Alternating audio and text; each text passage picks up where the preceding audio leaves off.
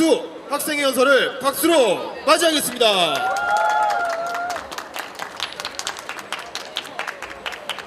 시민 여러분 주목해 주십시오. 안녕하십니까. 갓 20살이 된 새내기 성인 조용수입니다. 오늘 이 자리에 선 것이 저로서는 특별한 의미가 있습니다. 청년이란 이름으로 서게 된 첫 무대이기 때문입니다. 사실 청소년으로 살아갈 때에는 우리나라에서 20대, 30대, 그리고 40대가 된다는 것이 어떤 의미인지 정확히 알 수는 없었습니다.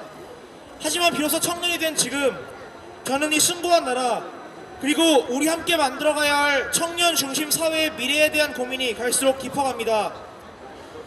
유년 시절부터 저는 우리나라를 바꾸고 더 나은 세상으로 만드는 것이 제가 해야 할 사명이라 여기고 지금껏 살아왔습니다.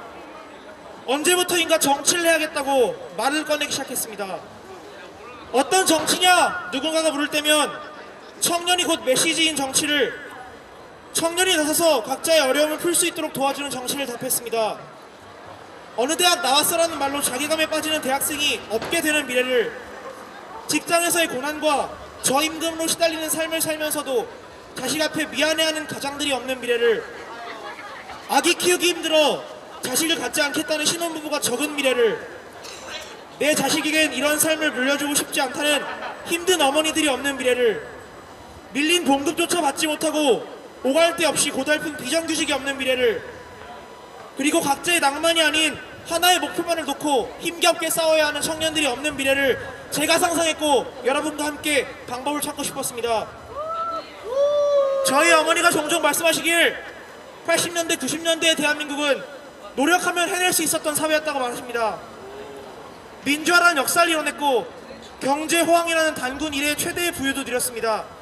김광석과 김현식으로 대표되는 낭만이 있었습니다. 제 어머니도 그 한복판에서 살아오셨고 당신이 청년일 때 그 시기를 만났습니다. 하지만 어머니가 보던 세상은 점점 바뀌어만 갑니다. 내 꿈을 이뤄주는 나라 대한민국은 어느덧 내 빚을 늘려주는 나라 대한민국이 되어가고, 자유를 소화하는 대한민국은 어려운 청춘들에게서 그들의 자유를 빼앗아가고 있습니다. 평등의 가치를 실현하는 대한민국은 돈, 집, 차, 학력, 심지어는 부모님의 직종으로 나눠지기를 좋아하는 차별이 가치 있는 대한민국이 되고 있습니다.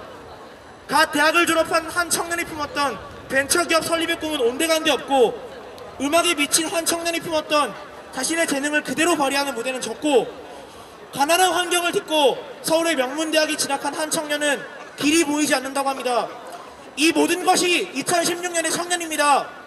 어떻게 합니까?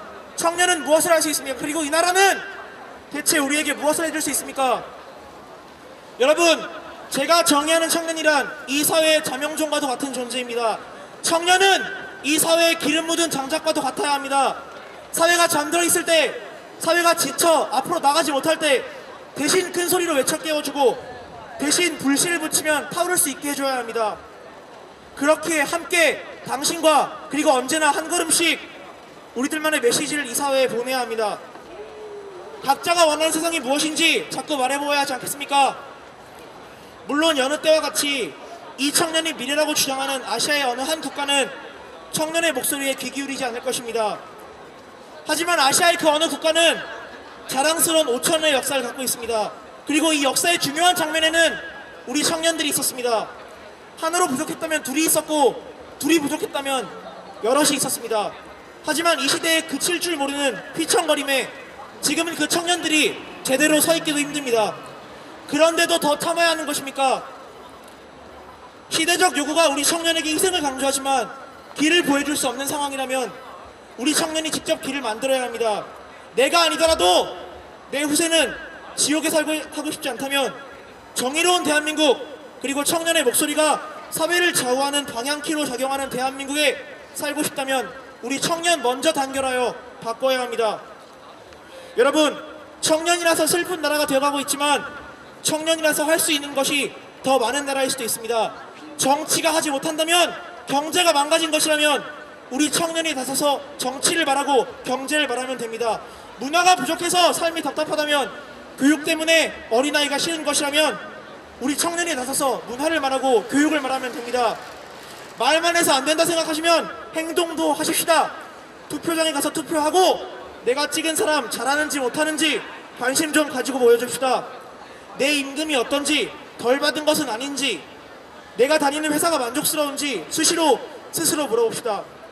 아들, 딸 맡길 곳이 없어서 불안해서 교육비가 너무 많이 들어서 불평하기보다 국가에게 직접 복지를 요구합시다. 또한 대학 교육이 왜 자꾸 국가의 손에 늘어나서 취업 유리한 통계치에 늘어나서 진짜 추구해야 할 기초가 흔들리는 상황이 일어나는 것인지, 왜 민주주의를 강조하는 그들이 저렇게 억압하는 법안들만 내세우는 것인지, 왜 우리의 모두의 역사를 갖다가 역사를 애국이라는 이름으로 단권화하는지 찾아보고 이렇게 거리로 나서서 목소리 높여 이야기해야 합니다. 노동자들이, 농민들이, 우리 사회 약자들이, 그리고 우리 사회 중산층들이 왜 살기 어렵다는지 주위를 둘러보면서 그대의 이야기를 들어줍시다. 청년 실업률이 왜 역대 최고였는지, 가계부채, 감당해야 할 세금, 그리고 생활비는 왜 그리 많아만 지는지 궁금하시다면 신문 뉴스 보고 토론하고 시민의 권리로 청년이란 이름으로 시민단체에도 가입합시다. 세상을 향해 끊임없이 질문을 던지는 그대가 진정한 청년입니다. 이 자리에선 저 또한 제가 던지는 질문들에 하루빨리 이 정부가, 그리고 이 나라가 대답해 주기를 기다리고 있습니다. 청년이 미련하는 나라가, 이 정부가 이런 알람 소리에 반응하고 하루빨리 무엇이 잘못되었을까 듣고 고칠 수 있어야 합니다. 우리는 청년 민국을 원합니다. 그래서 청년이 더 함께 살기 좋은 나라를 만드는 그런 분위기를 원합니다. 바꿉시다 여러분. 두려워하지 마시고 누그러지는 추위처럼 공감하는 마음 꼭 붙들고 내 옆엔 또 다른 내가 있다는 점을 알아주십시오. 함께 합시다. 감사합니다.